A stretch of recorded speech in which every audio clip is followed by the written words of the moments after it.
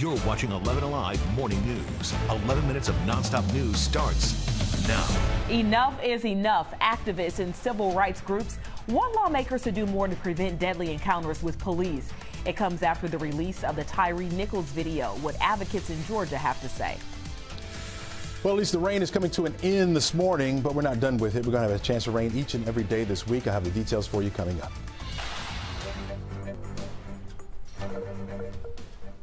Advocates here in the metro area are joining growing calls for change. It comes after video shows Tyre Nichols being beaten by several police officers in Memphis. Nichols died just 3 days later. 11 Alive's Molly Oak joins us with more on what activists in Georgia say needs to happen.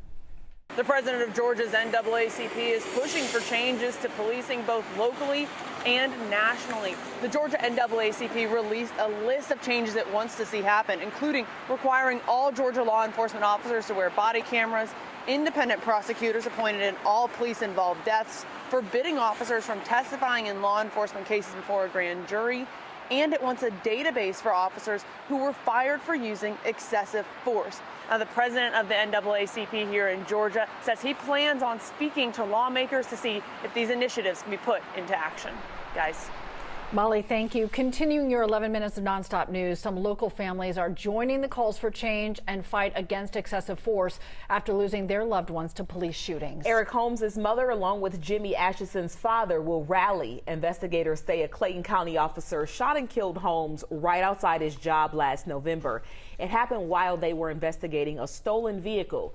Atchison was killed in 2019 after Atlanta police say they found him hiding in a closet following a chase. He was unarmed. Former officer Son Kim is charged with his murder. That event is from 10 until 2. Former Georgia Bulldogs quarterback Stetson Bennett out of jail this morning and accused of public intoxication. Our sister station WFAA was there when Bennett walked out of a detention center in Dallas on Sunday. He's accused of banging on doors early in the morning. Attorneys say he was trying to get into a friend's apartment. Bennett is in Texas training for the NFL draft. More relief resources will be available today for business owners in Jasper County. The U.S. Small Business Administration plans to open a new recovery center to help those dealing with damages left behind from storms earlier this month. The new center opens at New Rock Creek Baptist Church in Mansfield. You can stop by between noon and 6 p.m. today. And that was a look at your top headlines. On a Monday where rain is kicking off our week, Chesley. Yeah, and as we stated, the rain should be wrapping up around the 8 o'clock hour, right? And we're starting to see some of that begin to end. You see our west side of the state looking pretty good, even starting to clear some of those clouds out there. We still have some wet weather out there from Athens that extends all the way down into the city of Atlanta, down toward McDonough as well, right along I-75. Got a couple moderate pockets there indicated by that yellow. No lightning strikes. Don't have to worry about any thunderstorms at all. This is coming to an end, folks, starting to taper off for us. And once it gets out of the way, I think we will be left with the clouds. It's going to be a very gray day for us today. Not one where you see plenty of sunshine around, but despite that, temperatures will begin to modify a bit as we head to the afternoon. 55 by noon, on our way to 61 for an afternoon high. That's above our average for this time of year. Back down to 57 degrees with cloudy skies by 7 o'clock tonight. Here's some good news as well. We're going to hear about that cold air up in the northern plains, dangerously cold up there with the wind chills. Oh my gosh, you don't want to hear about that. That's going to be making its way further off to the east. Not making its way so much down to the south. We're going to stay on the moderate side, or at least temperatures above the average until we get toward the weekend. That's when that cold air will try to make its way down here.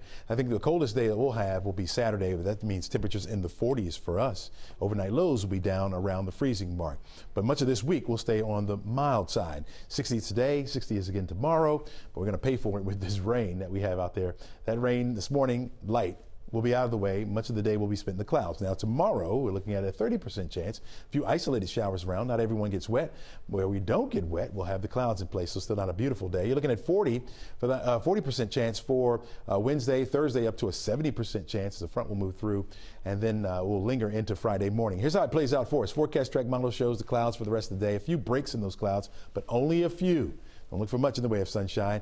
We'll start you off Tuesday morning with a few isolated showers, especially up to the north of the city of Atlanta. Cloudy skies everywhere else. We'll hold on to those clouds for much of the day, and then more showers move in.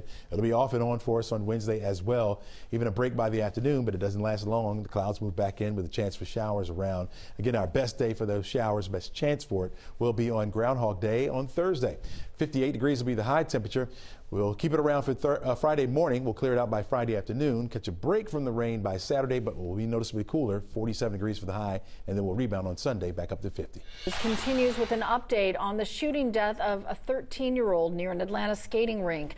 The family of Deshaun DeBose wants to save others. 11 Live's Jerry Carnes has more. Jerry, his cousin wants to help steer kids away from youth gun violence. That's right, Cheryl. Good morning. Family members say Deshaun DeBose was a quiet 7th grader who dreamed of becoming a pastor. They are still coming to terms with his death. His cousin believes one way to ease her pain is to do what Deshaun DeBose loved to do, which is help others in the community. Another day at her Duluth barbershop. Another day for Danae Hoover to think about the young man who used to sit in her barber chair. Her 13-year-old cousin is gone, leaving Danae to search for ways to keep a young man's dreams alive. Deshaun was really into his community, you know, so just being able to help other kids, help others in need, and just basically give back. It's been just over a week since the dispute that escalated into gunfire near a skating rink on Martin Luther King Jr. Drive.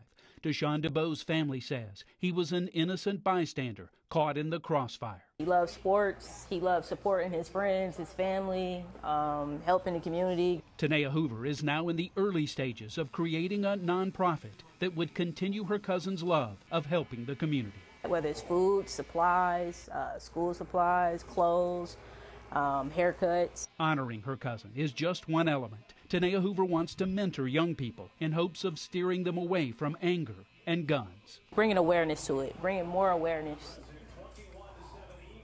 Just talking about it, that's all you can really do. Atlanta police have released surveillance video of the fight near the skating rink and 4 people seen running after Deshaun DeBose was shot. Detectives want to question the 4. As a family waits for answers, some can't sit still. Through her grief, Tanea Hoover is finding ways to keep her young cousin's dreams alive. There is a $2,000 reward for information leading to an arrest for Deshaun's murder. The teenager's funeral is scheduled for next Saturday. Aisha. Jerry, thank you. And sadly, more kids are showing up to local hospitals with gunshot wounds. Now, medical professionals say this can all be prevented. Liza Lucas has more. Doctors here at Children's Healthcare of Atlanta are on the front lines when it comes to caring for kids. And when it comes to gun violence, doctors are speaking out in hopes of being part of the solution. Last year, more than 1,600 children and teens across the U.S. were killed by gun violence. More than 4,000 were injured. But experts say there are ways parents can help protect kids. For instance, if a parent is a gun owner, keep an empty weapon locked up with the ammo stored separately. And if your child is going to a friend's house, parents are encouraged to talk to each other about whether they own a gun. Dr. Keisha Fraser-Doe says these safety tips can help curb all types of gun violence and be life-saving. I can't prevent the child who gets cancer. I can't prevent the child who gets diabetes or asthma, but this is something that is preventable.